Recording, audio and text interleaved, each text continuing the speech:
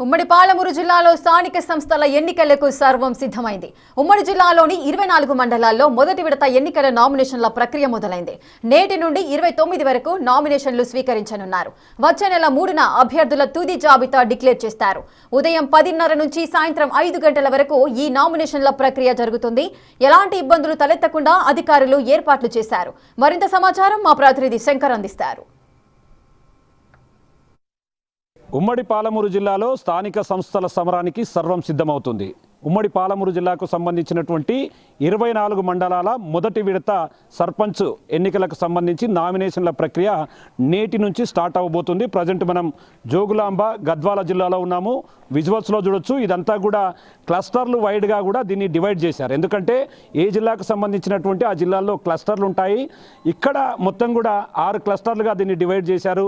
దాంట్లో భాగంగా మనం అనంతపూర్ గ్రామంలో ఉన్నాము. అనంతపూర్ గ్రామానికి సంబంధించి ఇక్కడ మనం క్లియర్గా వాళ్ళు మెన్షన్ చేశారు. అనంతపూర్లో ఎవరెవరు నామినేషన్ వేయాలి.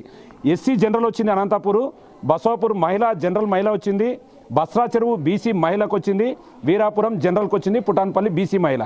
వీళ్ళందరూ కూడా ఇక్కడే చేయాలి. అంటే ఎన్నికలు అక్కడే జరిగినప్పటికీ కూడా ఈ క్లస్టర్లో వాళ్ళు నామినేషన్ వేయాల్సి ఉంటుంది.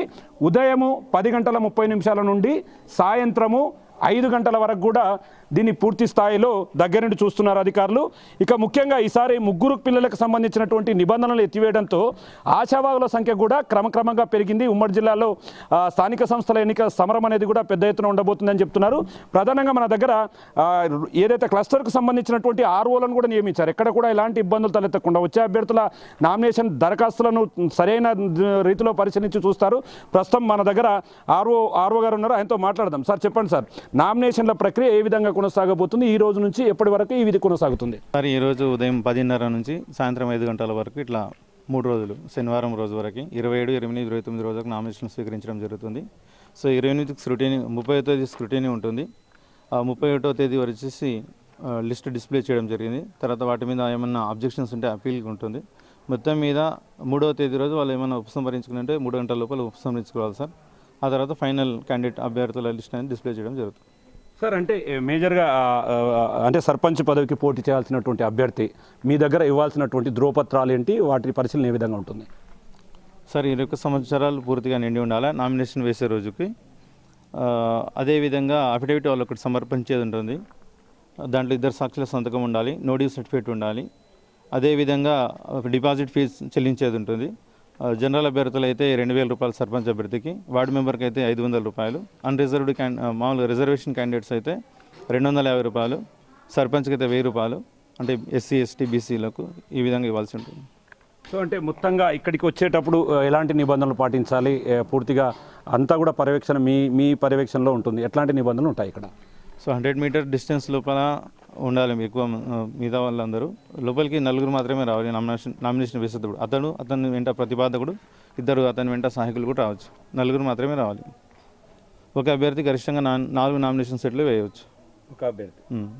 సో చూస్తున్నాం మొత్తంగా పూర్తిగా ఇక్కడ అన్నీ కూడా చాలా క్లియర్ కట్గా చూస్తున్నారు. ఎక్కడ కూడా ఎలాంటి ఇబ్బందులు తలెత్తకుండా ఇక్కడ మనం చూస్తున్నాం.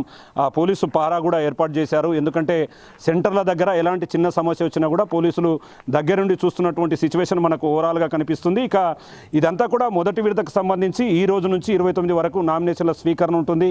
30వ తేదీన నామినేషన్ల పరిశీలన ఉంటుంది. డిసెంబర్ 2న ఫిర్యాదులను పరిశీలిస్తారు. డిసెంబర్ 3వ తేదీనే కూడా ఉపసంహరణ ప్రక్రియతో పాటు పూర్తి స్థాయిలో సాయంత్రం వరకు అభ్యర్థుల తుది జాబితాను కూడా వీళ్ళు వెల్లడించనున్నారు. మనం ఇక్కడ ఇంకో విషయాన్ని కూడా చూడొచ్చు. క్లియర్ కట్గా క్లస్టర్ల వైడ్గా ఏ విధంగా విభజిస్తారు అనేది మన కెమెరా పర్సన్ కూడా ఒకసారి చూపిస్తాడు. ఎందుకంటే ఒకే చోట నామినేషన్ వేయడానికి చాలా ఇబ్బందిగా ఉంటుంది. మనకు ఇక్కడ నోటీసులు అనేది కూడా అంటించారు. మనకు పైన కనిపిస్తున్నది క్లస్టర్స్. అంటే గద్వాల జిల్లాలో మొత్తం ఎన్ని క్లస్టర్స్ ఉన్నాయి?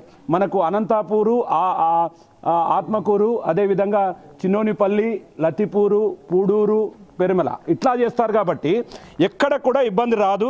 క్లియర్ కట్గా ఈ రోజు నుంచి స్టార్ట్ అవ్వబోతుంది. అయితే ఇక్కడ ఇంకో విషయాన్ని కూడా మనం ప్రధానంగా చూడొచ్చు. ఎందుకంటే పూర్తిగా కొంతమంది ఈరోజు ఎలాంటి రోజు, ఈరోజు బాగుందా, టైము ఎలా ఉంది, దీన్ని చూసుకొని కూడా నామినేషన్లు వేయబోతున్నారు. కాబట్టి ఇదంతా కూడా సర్వత్రా ఆసక్తిని రేకెత్తిస్తుంది. తిరిగి 30వ తేదీ సాయంత్రంలోగా పూర్తిగా తుది జాబితాకు సంబంధించి పోటీలో ఎవరు ఉంటారో వారికి సంబంధించినటువంటి జాబితాను అంతా కూడా వెల్లడించనున్నారు. మొత్తంగా ఉమ్మడి పాలమూరు జిల్లాకు సంబంధించినటువంటి నాగర్ కర్నూలు, నారాయణపేట, గద్వాల, వనపర్తి, మహబూబ్ నగర్ ఈ ఉమ్మడి జిల్లాకు సంబంధించినటువంటి 24 మండలాలలో మొదటి విడత పోలింగ్ ప్రక్రియ ప్రారంభమైంది.